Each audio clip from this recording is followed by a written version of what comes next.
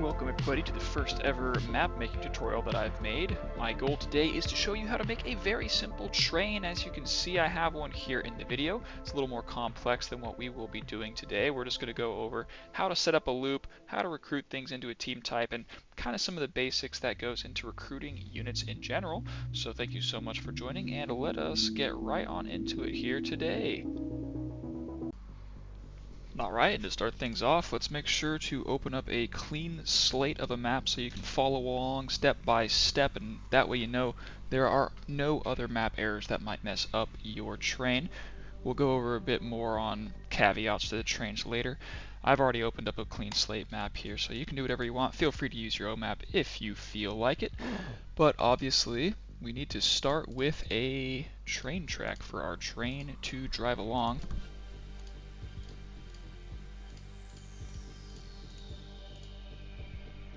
Alright, now I've deliberately gone and done this so you can see this, of course, is a valid connection, but depending on the speed of your train when taking a corner that's as tight as this, it might run part of itself over and completely break itself. So make sure that you always have at least one straightaway before going for another turn, so you don't have to worry about your train running itself over. Okay. We also need to place down some waypoints. Right now we just have to get the player spawn waypoints out of the way, so that's going to be 0 through 7. But to start, we'll put this down and this down. That'll be our train loop. Obviously now we need to set down the train itself. To make it look nice and fancy, we will put down a train car, a couple of locomotive, or the other way around, whatever. And to face things in World Altering Editor, you no longer have the drop-down menu with all those numbers that you can type in. It's going to be you hold A as an alpha on your keyboard and drag around with your mouse, and it will face the proper direction. So with all of them placed down, look, we have a train. It's got a track to drive on. Let's see what happens. Muscle memory there. We've got the train. There it is. I'll just set reveal map to keep things easy. Okay, one sec here. Alright, let's see if this works. There we go. And we'll bring that up to the foreground, and look, our train, it's there, but oh no, it's not moving. Why could this be? How could this be? Let's go find out why. And to put it simply, the train has not done anything in game because we have not told it to, and there are a couple of things that we have to go over in order to make sure it actually does that. So let us firstly here for later set follower. So for trains, this is obviously important because you need to tell the game which train car is following what. So we've started by double clicking on the locomotor here. We're going to click on follower, and it gives us this handy little mouse here that tells us we can left click on something to set it as a follower. We click, and now we can see it tells us that this locomotive that we have selected has a follower of a train car at the coordinates. You can see the coordinates on the top right of the screen up here, so we know that's that. Make sure to hit apply. We do the same thing for the next. We grab the train car here, set a follower to the one behind it, apply, do it again finally for the caboose. There we go, and apply. Now, we need a task force. Trains are nice because we can keep it pretty simple. We only need to set a locomotive. Oh my goodness, we got a lot of them now.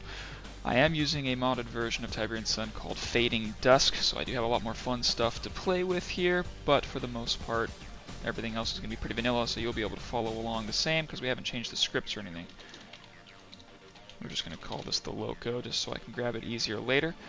Now task forces on their own are not going to do anything. We also need a script to tell the units in the task force what to do. And the script, we can just call it whatever you want. I'll call it train loop. What it's going to be is it's going to move to waypoint. It's already on waypoint number 8, so we're actually going to tell it to move to waypoint number 9. So it's going to start the train, go all the way across to the other side of the track, and then after that, we'll have it move to waypoint 8. And very easy way to get it to loop, jump to line. Notice there's a handy little text right here tells you that the lines actually start at 1. So we tell it to jump to line 1, meaning line 1 here. Even though that says 0, that is line 1, and it's going to loop. It's going to go to 9, 8, then it's going to go back to 9, 8, so on and so forth. But still, even with those two things, the units will not do anything. We have to combine the script and a task force into a team type. We're going to call this the train. And we need to set a house, otherwise it also won't work in game because no one's going to own it, no one's going to claim it, so the game's not going to do anything with it. We're going to set it to suicide so it doesn't get distracted as it drives around the loop. If you shoot at it, it'll just keep going. It will die on this script if it's the last thing it does. And World Altering Editor is very nice in the newer versions. It's defaulted to the first unused task force here. The script will just set it to the train loop, but of course for task force you just select the correct one, obviously. And you want to make sure that your group actually matches what you have on the train. For an example here, we're actually just going to change this to 1, just so they both match. And ooh, what are these? These interesting little flags. We got auto create no and auto create yes. Those do a lot of different things that we're not going to bother covering here, but for now we're just going to checkbox auto create on the team, which now means that auto create yes is active, and we're also going to checkbox auto create yes recruitable on the train car itself, and we're going to click apply. So now we have group 1 on the team as well as the train, which is very important, and we've set auto create yes on the team, and the unit that exists on the map has auto create yes recruitable applied to it. Now, even with those 3 things done, there is a 4th and important task to accomplish before this train works, and that is a trigger. So the task force tells the game what units need to exist to fill something. The script is going to tell those units what they're going to do, and the team type is going to tell the game what units are executing what script. And finally in that chain is the trigger. The trigger is going to tell the game when to collect those 2 items and send them on their merry way. So a trigger is just going to be whatever you want to call it. We're going to call it start train. And the event, we're just going to set it to elapsed time 0, which is the same as any event, but there's this scary text right here that says that there's potentially bugs that can start. So elapsed time 0 is going to be doing the exact same thing without the risk of bugs, allegedly. And what do we want it to do?